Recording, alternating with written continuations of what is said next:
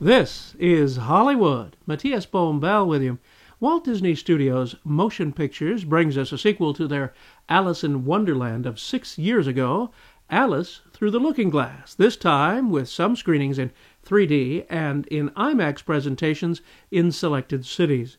Several of the players from the first movie return, including Johnny Depp as the Mad Hatter, Terrence Hightope, Mia Wasikowska as Alice, Helena Bonham Carter as the Red Queen, her sister Mirana, played by Anne Hathaway, and Stephen Fry as the voice of the Cheshire Cat.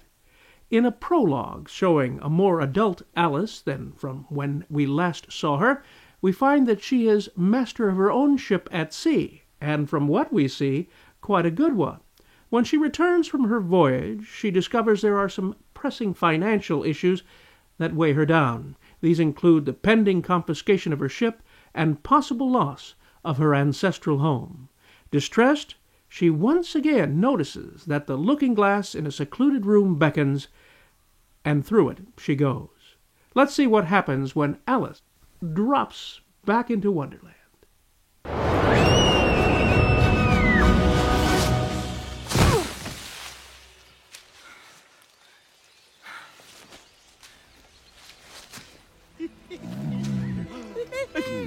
Alice! Alice! Thank goodness you're finally here! It's that girl again! Alice! You're back!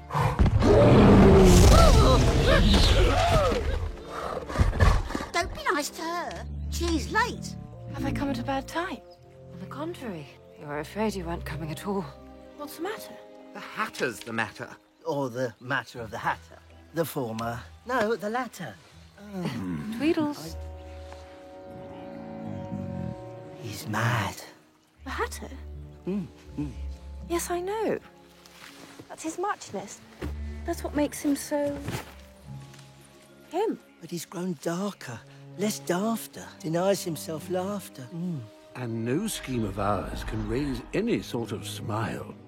We'd rather hoped you might help us save him. And saving he needs, for his life is slipping away from him, and he's ridden with regret that he has lost his family, the Hightops. He's wounded further by Alice not believing his story. She must find out just how to reverse time so that the Hatter may save his family. The answer to how that may be done is contained in a little time-travel orb called the Chronosphere. To find it, she must actually meet Time himself in his faraway castle. The screenwriter here, Linda Wolverton, may have been inspired in coming up with dialogue for some of the time-related elements of this movie by this scene written by Truman Capote and John Huston from the 1953 movie Beat the Devil, where Peter Lorre defines time. Time. What is time? Swiss manufactured, French hoarded, Italian squandered, Americans say it is money, Hindus say it does not exist. You know what I say? I say time is a crook. Time himself is a new character in the Disney telling of this story of the Lewis books Alice's Adventures in Wonderland and Through the Looking Glass. Time is played by Sacha Baron Cohen and naturally has a Swiss-German accent.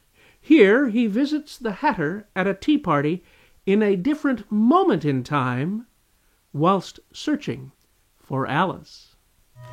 Is it true that you heal all wounds? Time is on my side. Why is that you wait for no man? I just can't find the time.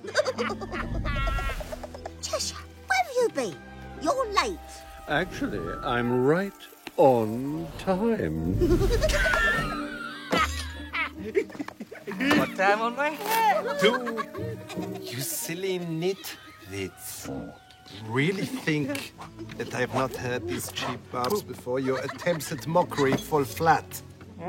Look! Enough! No more wasting me. I'm having the time of my life. This movie's fantasy world is escapist not only in place, but in and out of time as well. Part of the rich imagination that dazzles the eye is the handiwork of Oscar-winning costume designer Colleen Atwood, who spoke to us about the design. On the first Alice, I designed the costumes. I knew what some of the sets were going to look like, but they weren't really designed yet, so there was sort of no kind of idea at the beginning of exactly what the world was. I knew what they were doing in the world, so I was fine with my work being what it was and sort of standing alone.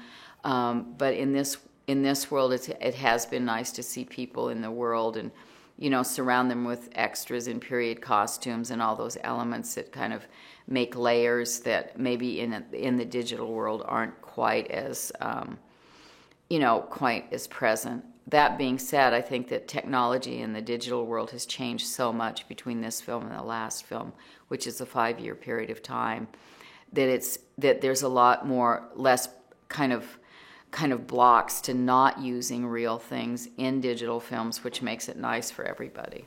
Her costumes are quite wonderful and sumptuous in this production. The movie is technically a wonder, with some remarkably good sound recording and subtle use of clever sound editing, much of it the work of Benjamin A. Burt. Larger than life in 3D and IMAX, surely the best way to experience this movie, which I found highly entertaining.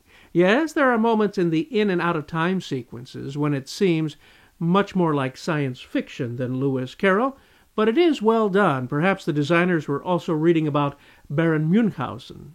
The Gothic design of the interior of Time's castle is splendid indeed, and Helena Bonham Carter's Red Queen is joyfully wicked and intolerant. Not a great film, but a highly visual and entertaining one, a madcap fantasy which is great fun. The Motion Picture Association of America has given this a PG rating. This is your pal, Matthias Bombal, bidding you a fond farewell.